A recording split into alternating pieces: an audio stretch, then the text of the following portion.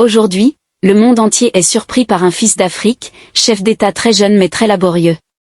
Eh bien, c'est le capitaine Ibrahim Traoré, homme intègre. Ici nous vous présentons une vie panoramique de sa personne. Né le 14 mars 1988 à Kéra dans la commune de Bondokui, région de la boucle du Mouhoun, le capitaine Ibrahim Traoré a fait ses études primaires à l'école primaire publique de Bondokui, puis les études secondaires au lycée mixte Dakar, ville à Bobo-Dioulasso, capitale économique du Burkina Faso. En 2006, il obtient le baccalauréat série D. De 2006 à 2010, le capitaine Ibrahim Traoré s'inscrit à l'université de Ouagadougou, actuelle université Joseph Kizerbo, à la faculté des sciences et techniques, plus précisément au département de chimie-biochimie, au département de biologie-géologie où il obtiendra, en 2010, une maîtrise en géologie.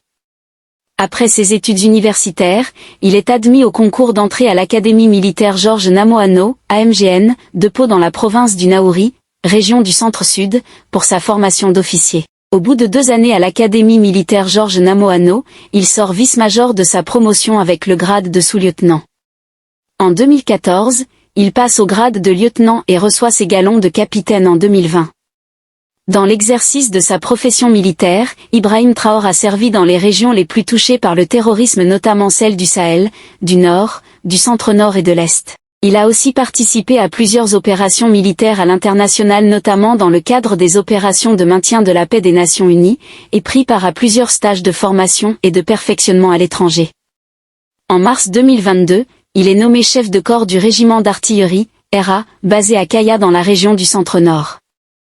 À la faveur des événements du 30 septembre 2022, il est porté à la tête du mouvement patriotique pour la sauvegarde et la restauration, MPSR2.